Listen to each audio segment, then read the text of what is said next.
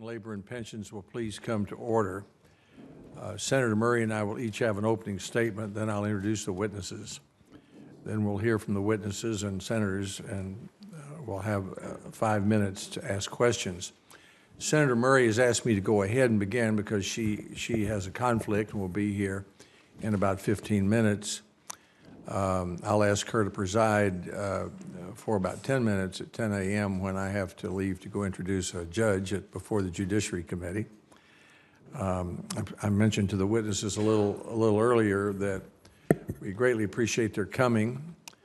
We sometimes find we do as much good by putting the spotlight on issues as we do by passing laws, and this is an example of putting the spotlight.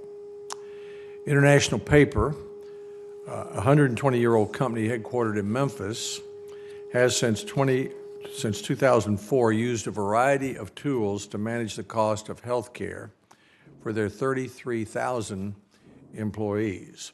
One tool International Paper uses is encouraging employees to use at no cost Best Doctors, an independent company that International Paper works with. For example, when an International Paper employee's doctor recommends a hip replacement, the employee can call and ask for a second opinion from Best Doctors. Best Doctors reaches out to get the necessary medical records from the employee's doctor, sends the records to medical professionals who review the case, and then either reaffirm the hip replacement or recommend a different course of treatment, such as physical therapy. The use of this voluntary program saved International Paper over $500,000 in 2017 by preventing unnecessary treatment. In June, this committee launched a series of hearings on the rising cost of health care, an issue that is at the front of Americans' mind. According to a Gallup poll released days before the midterm elections, 80% of registered voters rated health care as extremely or very important to their vote, a higher percentage than any other issue polled, including the economy, immigration, and taxes. At our first 4 hearings last year, we looked first at how much health care costs in America. Second, how to reduce what we spend on unnecessary health care tests, services, procedures, and prescription drugs, and how to increase preventive care. Third, how to reduce administrative burdens imposed by the federal government, and fourth, how to make information on the cost and quality of care more easily available. We heard some startling testimonies from people who are supposed to know what they're talking about. For example, one witness, Mr. James from the Academy of Medicine, estimated that as much as half of the money we spend on health care is unnecessary. And fraud, waste, and abuse, which we often talk about, is only a part of that. Most of the other witnesses that day agreed with him.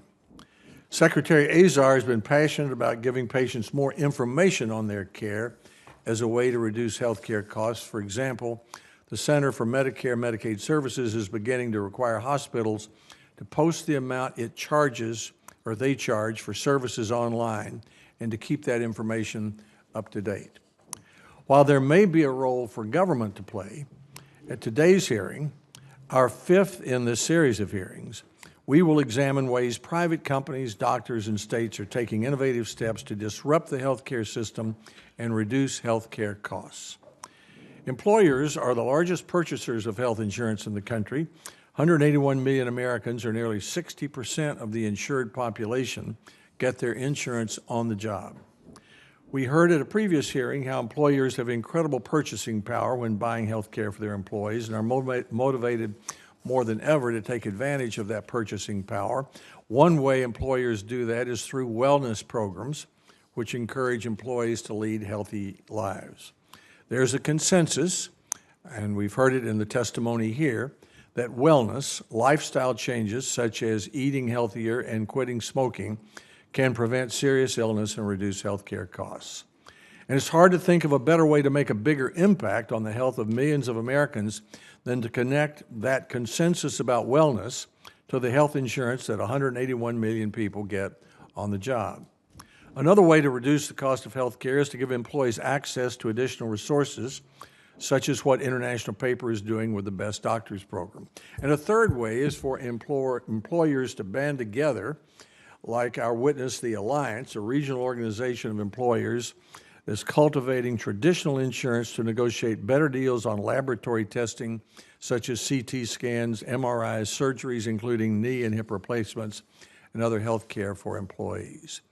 These are a few examples of employers harnessing their power to affect how much they and their employees pay for health care.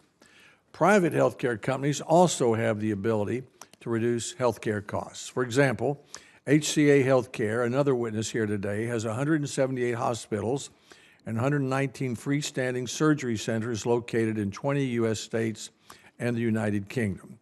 HCA's implemented new techniques to reduce the spread of MRSA, a drug-resistant bacterial infection, in intensive care units. These new techniques have reduced cases of MRSA by 37% in HCA hospitals and have been so effective that the World Health Organization and the Centers for Disease Control and Prevention have added them to best practices. According to HCA, this reduction in MRSA saves $170,000 for every 1,000 patients. These savings are shared among hospital insurers and patients. Dr. Perlin, our witness from HCA Healthcare, has been on the front lines of this and other innovations, showing what a smart doctor can do when given the resources to impact an entire system, such as one as large as HCA.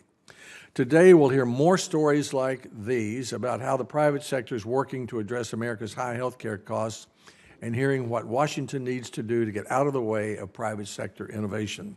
Going forward, I plan to take what we've learned from our hearings and ask leading healthcare policy experts, including economists, doctors, nurses, patients, hospital administrators, state regulators, legislators, governors, employers, insurers, and healthcare innovators for specific ideas on how the federal government can reduce the cost of health care.